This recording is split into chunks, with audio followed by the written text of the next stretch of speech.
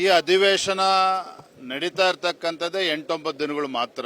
ಈ ಸರ್ಕಾರಕ್ಕೆ, ಮುಖ್ಯಮಂತ್ರಿಗಳಿಗೆ ಅಧಿವೇಶನ ನಡೆಸಬೇಕು, ಈ ನಾಡಿನ ಜ್ವಲಂತ ಸಮಸ್ಯೆಗಳ ಚರ್ಚೆ ಮಾಡಬೇಕು ಅನ್ನುವ ಮನಸ್ಥಿತಿಯಲ್ಲೂ ಕೂಡ ಅವರಿಲ್ಲ. ರಾಜ್ಯದಲ್ಲಿ ಇವತ್ತು ರೈತರ ಸಮಸ್ಯೆ ಇದೆ. ರೈತರು ಇವತ್ತು ರಸಗೊಬ್ಬರ ಇಲ್ಲದೆ ಪರದಾಡ್ತಾ ಇದ್ದಾರೆ, ಬೀದಿಗಿಳಿದು ಹೋರಾಟ ಮಾಡ್ತಾ ಇದ್ದಾರೆ. ಪರಿಹಾರ ಕೊಡೋದಕ್ಕಾಗ್ತಾ ಇಲ್ಲ ರೈತರಿಗೆ. ಉತ್ತರ ಕರ್ನಾಟಕ ಇವತ್ತು ನೀರಾವರಿ ಸಮಸ್ಯೆಗಳ ಬಗ್ಗೆ ಚರ್ಚೆ ಆಗ್ತಾ ಇಲ್ಲ.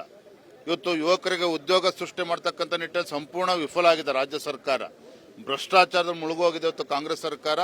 ಇವೆಲ್ಲ ವಿಚಾರ ಇವತ್ತು ಬೆಂಗಳೂರಿನಲ್ಲಿ ಚಿನ್ನಸ್ವಾಮಿ ಸ್ಟೇಡಿಯಂ ಅಲ್ಲಾದಂಥ ಒಂದು ಕಾಲ್ತುಳಿತ ಪ್ರಕರಣ, ಮುಖ್ಯಮಂತ್ರಿಗಳು ಜವಾಬ್ದಾರಿಯನ್ನ ಹೊಣೆಗಾರಿಕೆಯನ್ನ ತೆಗೆದುಕೊಳ್ಳದೇನೆ ಅಮಾಯಕ ಪೊಲೀಸ್ ಅಧಿಕಾರಿಗಳನ್ನ ಬಲಿ ತೆಗೆದುಕೊಳ್ತಕ್ಕಂಥ ಕೆಲಸವನ್ನು ಕೂಡ ರಾಜ್ಯ ಸರ್ಕಾರ ಮಾಡಿದೆ.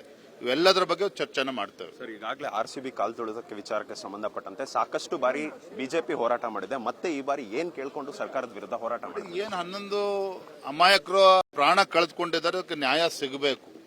ಯಾರು ಜವಾಬ್ದಾರಿ ಹೊರಬೇಕು ಅವ್ರು ಹೊರಬೇಕಾಗ್ತದೆ.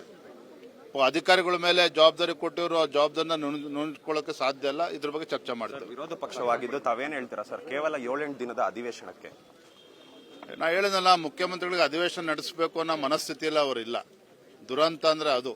ಇವತ್ತು ಸದನ ನಡೀತಕ್ಕಂಥದ್ದು ರಾಜ್ಯದ ಸಮಸ್ಯೆಗಳ ಬಗ್ಗೆ ಚರ್ಚೆ ಆಗಬೇಕು. ಸಮಸ್ಯೆಗಳು ವಿರೋಧ ಪಕ್ಷಗಳು ಎತ್ತಕ್ಕಂಥ ಪ್ರಶ್ನೆಗೆ ಉತ್ತರ ಕೊಡಬೇಕಾಗ್ತದೆ.